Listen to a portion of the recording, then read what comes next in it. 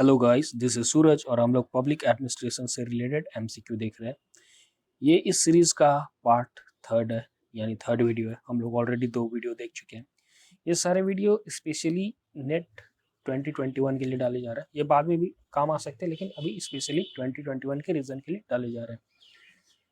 तो हम लोग बिना देर के हुए शुरू करते हैं, लेकिन उससे पहले बता दें आपको कि इस वीडियो में 50 क्वेश्चन हम लोग कवर करेंगे और कोशिश कीजिएगा इस सारे क्वेश्चंस को आप लोग with in an hour complete कीजिए, मतलब सॉल्व कर दीजिए, है ना। तो हम लोग शुरू करते हैं। पहला सवाल है, Hawthorne experiments were carried out at option A General Motors company, B Ford Motors, C Western Electric company और डी नन ऑफ एबव। इसका करेक्ट ऑप्शन होगा option C, Western Electric company. So Hawthorne experiment were carried out at Western Electric company. अगला सवाल है, select the correct sequence of the concept of 4 P's of Luther Gulick. Option A, process, purpose, person, place. B, purpose, person, process, place. Or C, purpose, process, person, then place. Or D, purpose, place, process, then person. इसका correct option होगा option C, purpose, process, person, then place. So the correct sequence of the concept of 4 P's of Luther Gulick is purpose, process, person, then place. अगला सवाल है, which one of the following is not a dimension of overlapping. Option A, bazaar canteen, B, integration and differentiation, C, nepotism और D, polycommunalism. इसका correct option होगा option B, integration and differentiation. तो integration और differentiation overlapping का dimension है, बाकी बाजार canteen, nepotism और पॉलीकम्युनलिज्म तीनों डायमेंशन है। अगला सवाल है, the first state to create the institution of Lokayukta in India was option A, Andhra Pradesh, B, Maharashtra, C, Odisha, D, Uttar Pradesh. Is the correct option of option B, Maharashtra. So the first state to create the institution of Lokayukta in India was Maharashtra. अगला सवाल है, which of the following principle is called as first principle of organization by Mooney? Option A, coordination, B, delegation, C, hierarchy और D, supervision. Friends, ये सारे question यानी इस video के most questions factual है, तो बेहतर होगा कि इसे ही दिमाग में रखने की कोशिश किया जाए। मतलब इसमें ज़्यादा एक्सप्लेनेशन की जरूरत नहीं, इसे रटने जैसा वाला क्वेश्चन है, याद रखने जैसा वाला। तो इसका करेक्ट आंसर हम लोग देखते हैं। इसका करेक्ट आंसर होगा ऑप्शन ए, कोऑर्डिनेशन। सो मुनी के अनुसार जो फर्स्ट प्रिंसिपल ऑफ ऑर्गेनाइजेशन है वो है coordination. 74th constitutional amendment seeks to ensure which of the following in urban governance? 1, accountability in governance, B, deepening of democracy, C, gender empowerment, 4, rigid procedural mechanism to ensure administrative autonomy. इसमें correct option चुनना है। Option A 1, 2, 3, B 2, 3 and 4, C 1, 2, 3 and 4 और D none of the above. इसका correct option होगा option A यानी 1, 2 and 3। तो 74th constitutional amendment seeks to ensure accountability in governance, deepening of democracy, gender empowerment in urban governance. अब जो ये fourth option है, देखिए इसमें rigid procedural mechanism to ensure administrative autonomy. ये तो एक तरह से नहीं होना चाहिए और नहीं होगा भी। आप इसको अपने से कॉमन सेंस ला के हटा सकते हैं, क्योंकि अगर कॉन्स्टिट्यूशनल अमेंडमेंट हो रहा है तो चीज़ों को आसान बनाने के लिए होगा ना, रिजिड बनाने के लिए तो नहीं होगा। तो इसको हटा सकते हैं हम लोग। अगला सवाल है, which one of the following is not the main feature of CI Barnard's theory of organization? Option A, formal and informal organization, B, moral responsibility, C, organization as a cooperative system और D, professional leadership। इसका correct option होगा option D, professional leadership. सो CI Bernard की theory of organisation के अनुसार professional leadership main feature नहीं है organisation का। Leadership की बात उन्होंने की है, पर प्रोफेशनल लीडरशिप के बारे में नहीं कहा है। अगला सवाल है, which of the following is not the advantage of centralized system of administration?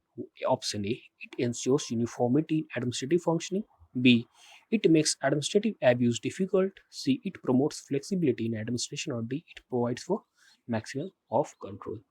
इसका जो करेक्ट ऑप्शन है वो option C, it promotes flexibility in administration. Centralise system में फ्लेक्सिबिलिटी नहीं रहती है, मेनली ये feature decentralise system of administration का है। तो इसका करेक्ट ऑप्शन होगा ऑप्शन सी। अगला सवाल है, ये थोड़ा लंबा सवाल है, इसको अच्छे से देखिएगा। Which of the following is not a difference between traditional administration and development administration? Option A. In traditional administration, there is centralized decision making, while in development administration, there is participative decision making. B. Prime focus of traditional administration is efficiency and economy, but the focus of development administration is growth. C. Traditional administration is future oriented, development administration is status oriented. D. Traditional administration is task oriented, development administration is relationship oriented. इसका correct option देखना है, इसका correct option है option C, traditional administration is future oriented. सिर्फ अगर आप इतना ही line पढ़ लिए तो आपको पता चल जाएगा कि ट्रेडिशनल एडमिनिस्ट्रेशन फ्यूचर ओरिएंटेड नहीं था, डेवलपमेंट एडमिनिस्ट्रेशन फ्यूचर ओरिएंटेड था। तो इसका करेक्ट ऑप्शन होगा ऑप्शन सी। अगला सवाल है सवाल number 10, which of the following statement is not correct regarding the national commission for backward classes? Option A, it comprises of one chairperson and four other members. B. It has not empowered to look into the grievances of persons of OBCs. C. It is a statutory body. Or D. It was established in 1993 on the direction of Supreme Court. तो इसमें बताना है कौन सा national commission for backward classes के लिए गलत statement है, तो वो है option B. So is it has not empowered to look into the grievances of persons of OBC. ऐसा कैसे हो सकता है? Backward national commission for backward classes other backward classes के ग्रीवेंसेस को ना देखे, ऐसा नहीं हो सकता है ना। तो इस क्वेश्चन का ये स्टेटमेंट सही गलत है, लेकिन ये ऑप्शन सही है इस क्वेश्चन का। अगला सवाल है, under which article of constitution of India district planning committee यानी DPC is constituted in a state? ये बिल्कुल फैक्चुअल सवाल है, याद रखने के लिए। Option A 243, B article 242, C article 242 Z और डी आर्टिकल 243 जेड। इसका करेक्ट ऑप्शन होगा option D article 243 Z. So under article 243 Z article constitution of India district planning committee is constituted in A state. तो किसी भी state में district planning committee article 243 Z के under constitute किया जाता है। अगला सवाल है, which of the following is not the objective of administrative development? Option A, to bring desired change in the administrative procedures. B, to bring desired change in the administrative setup. C, to ensure work culture in public organizations. Or D, to make administration free from the environmental impacts. इसका correct option होगा option D, to make administration free from the environmental impacts। ये नहीं होता है administrative development का। Administrative development का बल्कि objective ये होता है कि to make administration according to environment, ये होता है। तो इस क्वेश्चन का करेक्ट ऑप्शन होगा ऑप्शन डी। अगला सवाल है, the founder of scientific management school of thought was, काफी आसान सवाल। Option A F W. Taylor, B Herbert Simon, C Pfiffner John Pfiffner और D M P. Follett, Mary Parker Follett. इसका करेक्ट ऑप्शन होगा option A F W. Taylor. So the founder of scientific management school of thought was Frederick Winslow Taylor. अगला सवाल है, the father of human relations theory was? Option A Douglas and McGregor, B Elton Mayo, C Ian Gladden और D Lyndall Urwick. इसका correct option होगा option B Elton Mayo. So Elton Mayo was the father of human relation theory. अगला सवाल है, the founding father of theory of bureaucracy was? Option A Herman Finer, B La Palombara, C Max Weber और D Albert Lepawsky. इसका correct option होगा Max Weber. आप लोग सभी को इसका आंसर पता होना चाहिए। तो the founding father of theory of bureaucracy was max weber. अगला सवाल है, systems theory of management is based on the concept of components having option A independence, B interdependence, C dependence or D contingency। इसका correct option होगा option B interdependence। So systems theory of management is based on the concept of components having interdependence। अगला है, administrative accountability is established in government organization by option A executive, B legislature, C judiciary और D all of the above। इसका correct option होगा option D all of the above। So administrative accountability is established in government organization by executive, legislature and judiciary, all of these three। अगला सवाल है, the first book on public administration was written by option A Pifner Prestos, B L. De White, C Simon Smithborg and Thompson or D Ian Gladden। इसका correct option होगा option B L. De White। So the first book on public administration was written by L. De White और उस book का नाम था introduction to the study of public administration, जो कि 1926 में पब्लिश हुआ था। अगला सवाल है, public administration is the study of, काफी आसान सवाल। Option A maintenance of law and order, B control of trade and commerce, C public policy implementation और D politico administrative dynamics of the state. इसका करेक्ट ऑप्शन होगा option C public policy implementation. So public administration का main function होता है, या public administration is the study of public policy implementation. अगला सवाल है, formal relationship in an organization is based on option A friendship, B peer group, C authority on subordinates, or D rules and regulations. Is the correct option of option D rules and regulations. So formal relationship in an organization is based on rules and regulations. अगला सवाल है, the ideal model of bureaucracy is based on the authority of option A tradition, sorry, B charisma, C legal rationale, or D money.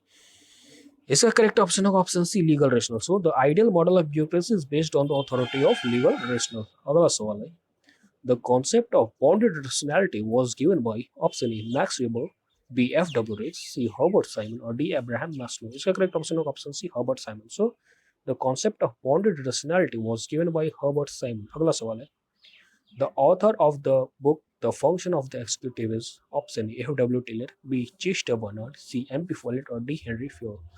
Is the correct option of option B Chester Barnard. So Chester Barnard author the book the function of the executive, और ये publish हुआ था 1938 में। हम year इसलिए बताते जा रहे हैं क्योंकि कभी कभी बुक का नाम दे देता है एक तरफ, दूसरी तरफ ईयर दे देगा और आपको मैच करना होता है कि कौन सा बुक किस ईयर में पब्लिश हुआ था। अगला सवाल है, McGregor's name is most commonly associated with one of the following, option A bureaucratic theory, B scientific management, C theory X and theory Y, और D human relations. The correct option of option C theory X and theory Y. Bureaucratic theory तो Max Weber, scientific management F.W. Taylor, और human relations Elton Mayo. तो इसका correct option होगा McGregor's name is commonly associated with theory X and theory Y। अगला सवाल है, legal rational authority is a core concept of option A public choice theory, B theory of emergency, C Maslow's theory of motivation, और D theory of bureaucracy. इसका correct option होगा option D theory of bureaucracy. So legal rational authority is a core concept of theory of bureaucracy, जो कि max weber ने दिया था। अगला सवाल है, system theory is associated with the work of option A L D White, B N P Follett, C Talcott Parsons, और D F W Taylor. इसका करेक्ट ऑप्शन होगा ऑप्शन सी टालकॉट पार्सन्स। तो system theory is associated with the work of Talcott Parsons. अगला सवाल है, who defined administration as the organization and direction of human and material resources to achieve desired ends? Option A Pifter, B Simon, C L D White, or D J A Wig. इसका correct option होगा option A Pfiffner. So Pfiffner defined administration as the organisation and direction of human and material resources to achieve desired ends. अगला सवाल, which one of the following statement is not correct in respect of new public management? Option A, it advocates managerial autonomy, B, it focuses on performance appraisal, C, it has market orientation, और D, it upholds public interest। इसका correct option होगा it upholds public interest. तो new public management public interest के बारे में नहीं सोचता, new public administration public interest के बारे में सोचता है, लेकिन new public management public interest के बारे में नहीं सोचता। क्वेश्चन करेक्ट ऑप्शन होगा ऑप्शन डी। अगला सवाल, managerial grid was developed by option A Blake and Mouton, B Blake and Presthus, C Blake and White, और डी माउंटेन एंड शोफन। इसका करेक्ट ऑप्शन होगा option A Blake and Mouton. So managerial grid was developed by Blake and Mouton. अगला सवाल है, the concept of zone of indifference is associated with option A authority, B decision making, C leadership, और D motivation. इसका correct option होगा option A authority. So the concept of zone of indifference is associated with authority, और ये zone of indifference का theory CI Bernard ने दिया था। अगला सवाल है, who wrote the book Towards a New Public Administration, the Minnowbrook Perspective? Option A Dwight Waldo, B C.H. Charlesworth, C J.M. Pifno, और D Frank Marini। इसका correct option होगा ऑप्शन डी यानी Frank Marini. So Frank Marini wrote the book towards new public administration the minimum perspective. ये book Frank Marini का। अगला सवाल है, who rejected the principles of administration as myths and proverbs? Option A Pfiffner, B Simon, C L D White, और D J A Vieg. इसका correct option होगा option B Simon. So Simon reject किया था principle of administration को, और principle of administration को इन्होंने ही myths and proverbs कहा था। अगला सवाल है, the classical theory of administration is known as the. Classical theory of administration को किस और नाम से जाना जाता है? Option A historical theory, B human relations theory, C cowherd theory, और डी मैकेनिस्टिक थ्योरी। इसका करेक्ट ऑप्शन होगा option D mechanistic theory. So classical theory of administration को मैकेनिस्टिक थ्योरी के नाम से भी जाना जाता है। अगला सवाल, who among the following is an odd thinker? इनमें से अलग थिंकर कौन है? Option A Herzberg, B Likert, C Maslow और डी टेलर। आप देखिए ध्यान से, ऑप्शन ए यानी हर्जबर्ग, लिकर्ट और मैस्लो ये सब ह्यूमन रिलेशन पे, ह्यूमंस पे ध्यान दिए थे, पर टेलर साइंटिफिक अप्रोच पे ज्यादा ध्यान दिए थे। टेलर अलग है इनमें से। तो इस क्वेश्चन का ऑप्शन होगा टेलर, FW टेलर। अगला सवाल है, in which of the following are public and private administration are not common? Public और प्राइवेट एडमिनिस्ट्रेशन किस क्षेत्र में कॉमन नहीं है? Option A accounting, B filing, C managerial techniques और D scope of complexity.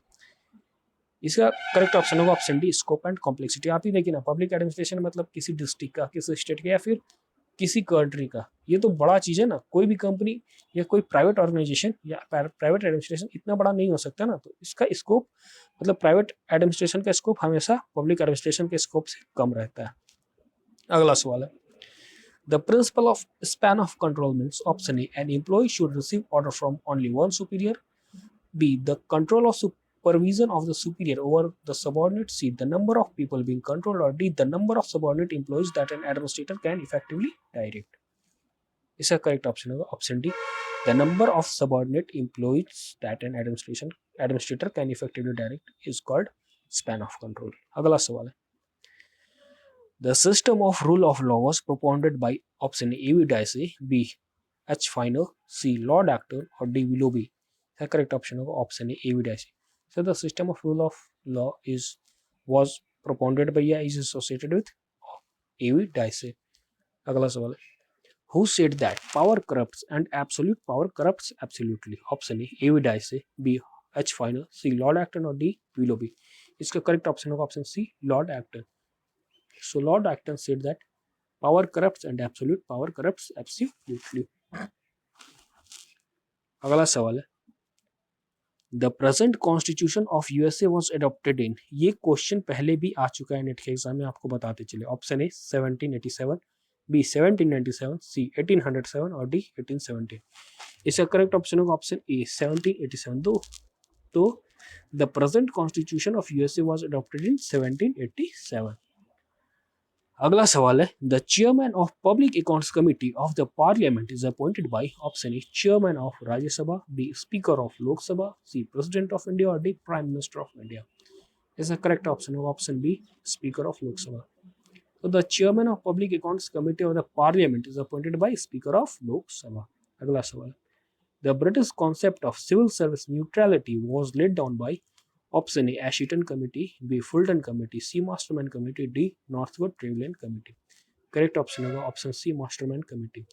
So the British concept of civil service neutrality was laid down by Masterman committee. अगला सवाल, which of the following reports deals with the relations between the specialists and generalists? Option A Fulton Committee report, B Halden Committee report, C Kothari Committee report और D सरकारी commission report. Correct option होगा option A Fulton Committee report. So Fulton Committee report deals with the relations between the specialists and generalists. अगला सवाल है, which committee of parliament in India examines the audit report of Comptroller and Auditor General? Option A Assurance Committee, B Committee on Public Undertakings, C Estimates Committee or D Public Accounts Committee. Correct option होगा option D Public Accounts Committee. So Public Accounts Committee of Parliament examines the audit report of Comptroller and Auditor General of India. अगला सवाल है, who prepares the combined finance and revenue accounts of the center and the state governments? Option A C and AG, B Audit and Accounts Department, B C Public Accounts Committee और D Finance Commission. इसका correct option होगा option B Audit and Accounts Department. So Audit and Account Departments prepare the combined finance and revenue accounts of the center and the state governments. अगला सवाल है, bureaucracy that is committed to the program of the political party in power is called option A committed bureaucracy, B depoliticized bureaucracy, C fully politicized bureaucracy और D semi politicized bureaucracy. इसका correct option होगा option A committed bureaucracy. So bureaucracy that is committed to the programs of the political party in power is called committed bureaucracy. अगला सवाल, one who tells one supervisor anything detrimental to an associate is called A chiseler, B a rate buster, A squealer, D none of above. इसका correct option होगा option C A squealer. One who tells one supervisor anything detrimental to an associate is called a squealer. अगला सवाल है, the Santhanam committee on prevention of corruption was constituted in the year option A 1961, B 1962, C 1963 और D 1964. इसका correct option होगा option B 1962. So the Santhanam committee on prevention of corruption was constituted in the year 1962. अगला सवाल है, the first country in the world to introduce the right to information RTA was option A Finland, B Norway, C Sweden or D USA. So the correct option is option C Sweden. So the first country in the world to introduce the right to information was Sweden. अगला सवाल है, impeachment proceedings against the president for violation of the constitution can be initiated in option A either house of parliament, B Lok Sabha, C Rajya Sabha or D Supreme Court. Correct option होगा option A either house of parliament.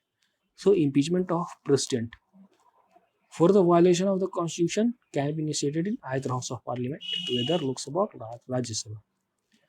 Last question है इस video का, if the president wants to resign, he shall address his letter of resignation to option A Chief Justice of India, B Prime Minister of India, C Speaker of Lok Sabha और D Vice President of India.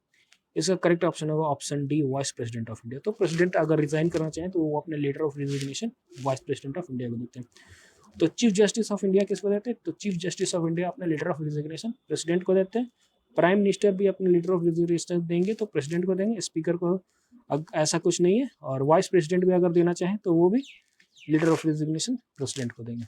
ये था इस video का last question. अब हम लोग एक और क्वेश्चन देख लेते हैं जिसको आपको कमेंट करके सही आंसर जिसका आपको बताना है. क्वेश्चन है, the governor of a state can issue an ordinance when option A whenever chief minister advises him, B whenever he likes, C whenever the state legislature is not in session, or D when the union government tells him to do so. इस question का correct option आप लोगों को comment करके बताना है. तो ये था ये वीडियो पार्ट 3. आप लोगों को पहले ही बता दिया जा चुका था कि इस वीडियो को कोशिश करने की with in an hour complete किया जाए, क्योंकि आपको क्वेश्चन में टोटल 150 क्वेश्चंस होंगे आपके एग्जाम में. पेपर 1 से 50, पेपर 2 से 100, दोनों को मिला के 3 घंटे मिलेंगे आपको. तो लगभग आपको पर आवर 50 क्वेश्चन सॉल्व करने पड़ेंगे अबाउट. किसी में थोड़ा ज़्यादा वक्त लगेगा, किसी में थोड़ा कम, पर लगभग on average 50 question an hour solve करने होंगे. तो इसलिए कोशिश कीजिए 50 क्वेश्चन को एन आवर में 1 घंटा के अंदर सॉल्व करिए. और अगर उससे पहले होते हैं यानी 50 मिनट के अंदर आप 50 क्वेश्चन सॉल्व करते हो वो ज़्यादा बेटर, क्योंकि पेपर 1 में कुछ ऐसे टॉपिक्स होते हैं जहाँ पे आपको कुछ जैसे रीजनिंग या हो गया वगैरह, तो वहाँ पे आपको थोड़ा ज़्यादा टाइम लग सकता है, वो मोर देन अ मिनट. तो कोशिश कीजिए क्वेश्चन को जल्दी से जल्दी सॉल्व किया जाए और एक ही बार क्वेश्चन पढ़िए और उस क्वेश्चन को समझने की कोशिश कीजिए. चलिए हम लोग जल्दी और वीडियो देखेंगे एग्जाम तक. अब हर वीडियो 50 क्वेश्चंस के आएंगे. So thanks. और एक और बात आप लोग को बताते चले कि इससे पहले भी एक पब्लिक एडमिनिस्ट्रेशन से रिलेटेड MCQ वाला पूरा सीरीज बनाया गया है जहाँ पे मोर देन 1000 क्वेश्चन कवर किए गए. और उसमें क्या है कि अगर आप लोग वो वीडियोस भी देखते हैं तो आपके एग्जाम के लिए काफ़ी हेल्पफुल होने वाला है. ऐसा तो नहीं कहा जा सकता कि उस वीडियो से या इस वीडियो से कितने क्वेश्चन आएंगे, लेकिन अगर आप लोग सारे वीडियोस देख लेते इस चैनल में जितने अवेलेबल है पब्लिक एडमिनिस्ट्रेशन से रिलेटेड MCQ, तो ऑब्वियसली आपका मार्क्स अब होगा ऊपर उठेगा, कुछ ना कुछ तो ऊपर उठेगा, आपके लिए काफ़ी फायदा होगा. आप किसी क्वेश्चन को देखिए तो ऐसा नहीं लगेगा कि इसे पहली बार देख रहे हैं या इससे रिलेटेड कुछ अभी तक पढ़ा ही नहीं है. तो इसलिए पुराने वीडियोस को भी जरूर देखिए और आने वाली वीडियोस को भी देखिए. 22 को आपका एग्जाम है तो 20 नवंबर तक हर दिन वीडियो जरूर डाला जाएगा 50 क्वेश्चन का. थैंक्स.